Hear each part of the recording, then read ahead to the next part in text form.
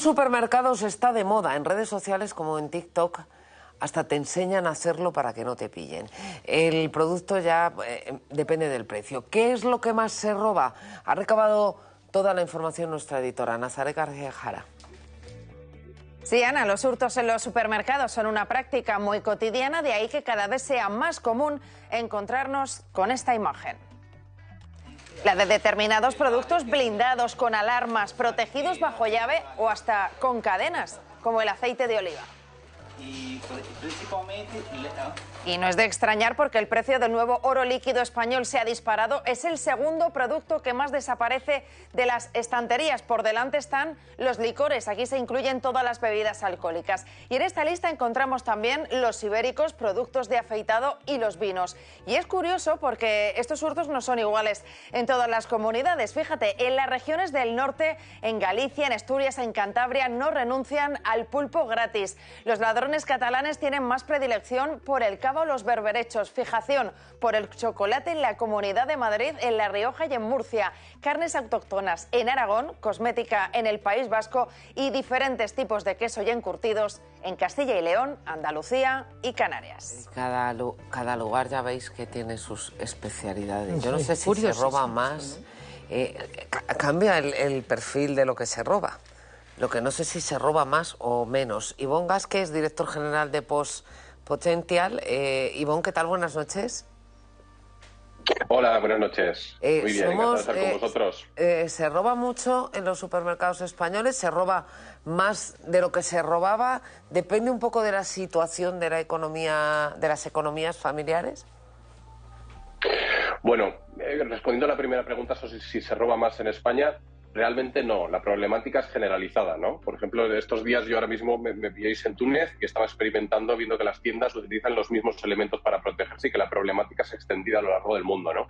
La economía influye directamente en que el robo se potencie, ¿no? Y es lo que estamos viviendo ahora mismo con el escenario que hemos tenido de inflación y además no ha venido acompañado de unos salarios que se han equilibrado, ¿no? Al ritmo que teníamos creciente de los precios. Esto sí potencia que el robo se dispare, ¿no? Al final, un precio que está posicionado a un precio determinado para un producto en concreto, en el momento en el que sobrepasa esa horquilla o crece desorbitadamente o desproporcionalmente, se convierte en un atractivo para las bandas que después lo revenderán y para el consumidor se convierte en algo inalcanzable, ¿no? Por lo tanto, sí es un objeto de selección para este tipo de hurtos. Es decir, que en cierto modo hay lo que en economía se conoce como coste de oportunidad. Si hay una cosa que es relativamente barata, con un precio razonable, ¿para qué me voy a jugar una multa, una detención o un problema con la justicia robándolo? Ahora, si el precio es muy elevado y cabe la posibilidad de que no me pillen, pues entonces me la puedo jugar. Al final la decisión del ladrón es racional hasta ese punto, aunque no sepa nada de economía ni del coste de oportunidad.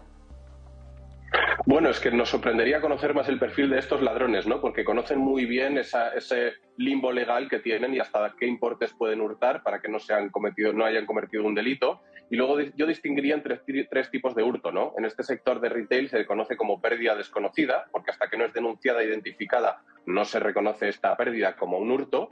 Y aquí hay tres tipos, ¿no? Una es la interna, y son los mismos empleados los que pueden sustraer este tipo de productos. Luego, las bandas organizadas, que como tú apuntabas muy bien, conocen perfectamente sus límites y cómo actuar.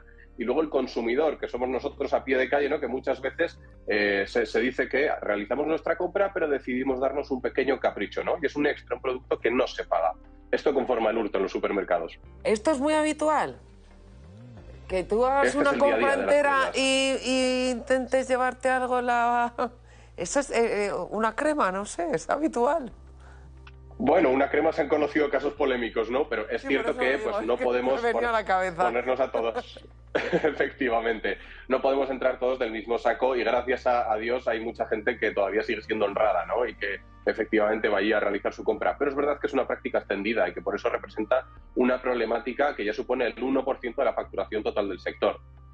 El 1% es mucho. 2.300 millones. Y eso, el sector... ¿Cómo hace frente a ese 1% de pérdida absoluta? ¿Con seguros? subiendo todos los precios un 1% para cubrirse de esa pérdida que sabe segura. ¿Cómo nos repercute, cómo pagamos los consumidores ese precio de robo? Bueno, pues al final lo pagamos efectivamente en nuestro precio de compra, entre otras medidas. Lógicamente los supermercados deben intervenir y deben invertir en soluciones, ¿no? Como las antenas que nos podemos encontrar antihurto en las tiendas o medidas como las que se ven en las imágenes, ¿no? Las cadenas o protectores de metacrilatos. Todo esto tiene un coste y realmente son inversiones millonarias que renuevan cada X años porque es una tecnología que va mejorando.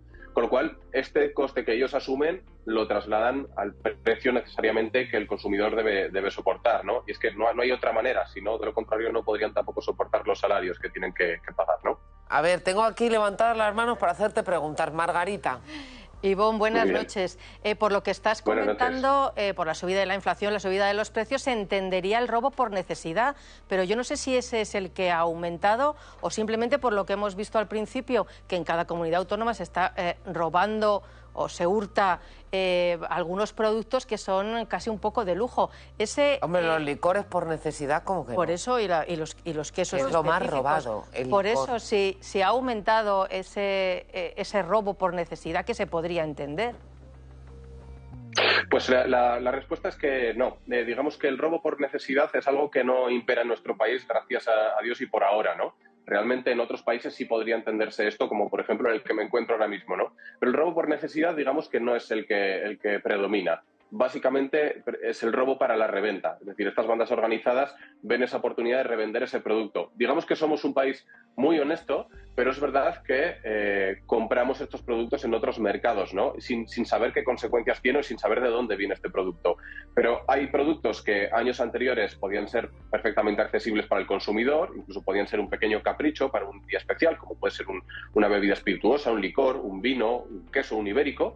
Sin embargo, han alcanzado ya unos precios que, al no estar al mismo nivel que los salarios de la gente común, digamos, pues se convierte en un objeto de deseo, ¿no? Este objeto de deseo tiene muy buena salida en submercados y aquí es donde encuentran su lugar, ¿no? Este tipo de hurtos y bandas. ¿Los mercados son en el mercado negro, en otros establecimientos autorizados?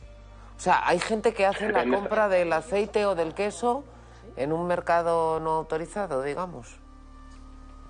Bueno, con los alimentos probablemente para sean pensárselo, la verdad. Sí.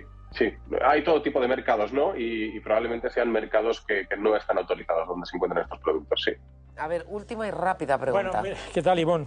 ¿Qué tal? Buenas noches. Me decía el presidente de una gran superficie comercial, cuando yo le preguntaba sobre este tema ya hace algún tiempo, que ellos tienen presupuestado ya en sus cuentas ya aparece ese capítulo de pérdidas por robo, hasta por rotura, ¿no?